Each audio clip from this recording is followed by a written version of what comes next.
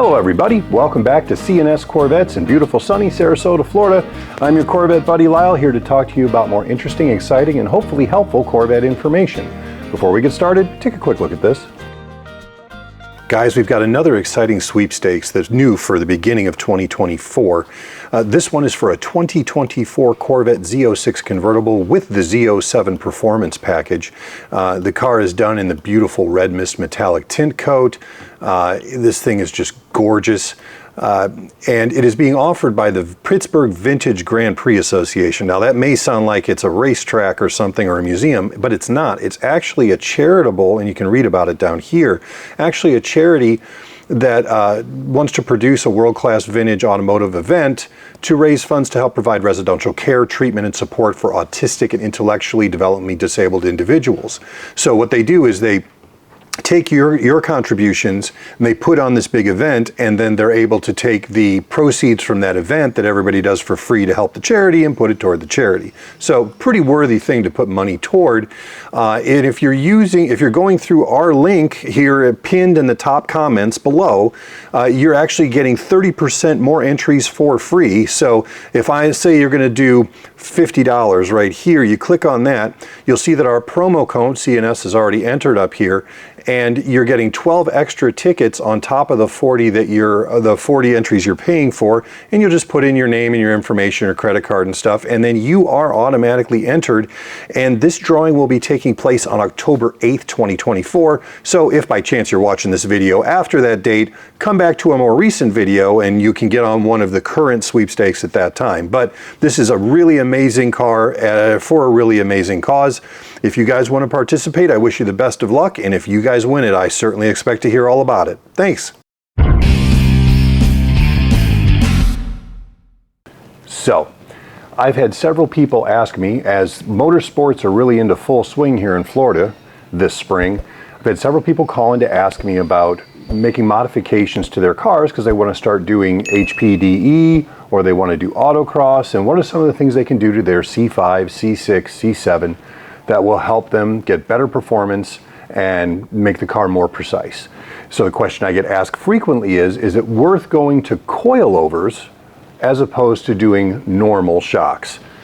Well, yes and no. So let's go through coilovers versus shocks. Now, coilovers, if you're not familiar with them, are really race-designed shock absorbers that have the springs for the suspension built in, so you basically delete that transverse composite leaf spring at the front and the rear of the car, so that it basically makes it to where you have true independent suspension. Because even though the Corvette has had independent suspension since 1963, the rears have always had, at least the rears have always had a transverse leaf spring shared by the independent axles. So you do get more precise handling. Actually, let's go through the pros and the cons. I think that'll be easier. So coilovers, pros. You get a lot of reduced wheel hop on acceleration, which is the product, of course, of having truly independent springs controlling that as opposed to one big spring that is shared in between them. It gives you true independent suspension. It allows better quarter balancing because most coilovers, you can adjust them for ride height.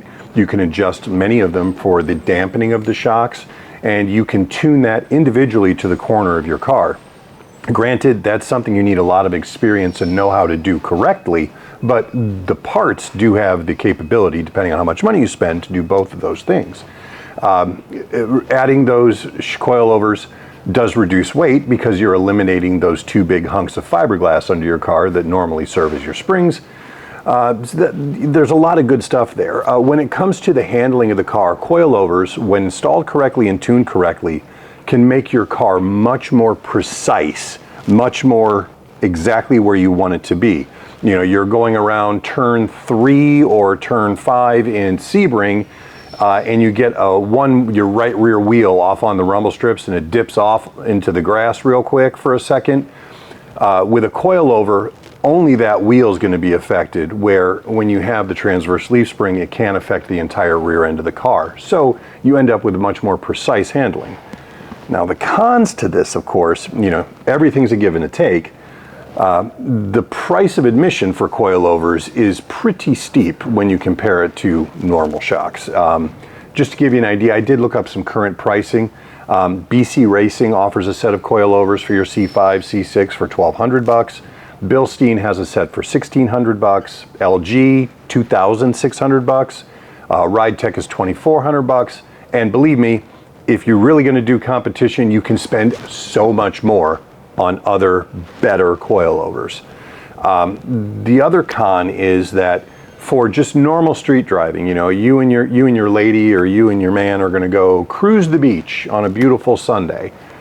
The coilovers don't provide the level of comfort that shocks can, normal shocks. They are much more attuned to competition and to precision, less so toward comfort. Shocks, on the other hand, pros for them, usually price is really good. I mean, you're talking somewhere between $300 and $800 for a set of 4. Unless we're talking the F55 shocks, which are like $750 a piece. But there's ways around, you know, watch one of my other videos about the F55 delete package and how that works, because you can, even if your car's F55, you can go to a really nice shock like a Bilstein or a C6 Z06 shock from GM for a set of those costs about the same as one F55 shock. You just have to add simulators. Check out that video. If you have questions about that changeover, put it in the comments below. Shocks are a lot easier to install. You don't have to remove springs. You don't have to make universal coilovers work in your specific setup. Shocks go out, come in, done. And of course, the better ride quality for normal or even just, you know, like hobbyist sporting driving.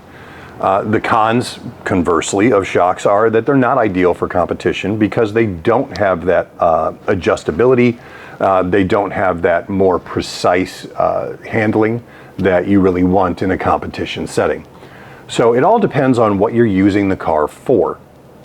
If the majority of your car's use is on the road, you know, taking trips, going to work, going to the beach, you know, going out on a country road and letting it loose a little bit, probably a good set of shocks are going to do you just fine.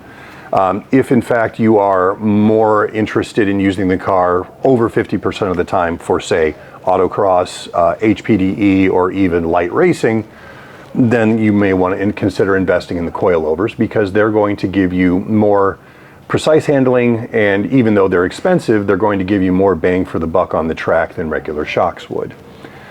So that's basically the balance between coilovers and shocks. If you have other questions about coilovers versus shocks, or you've had experiences with either, or suggestions for some of our other viewers from your own experience, put them in the comments below. We'd love to hear about it. I hope you found this helpful, and we'll talk to you soon. Thank you for watching.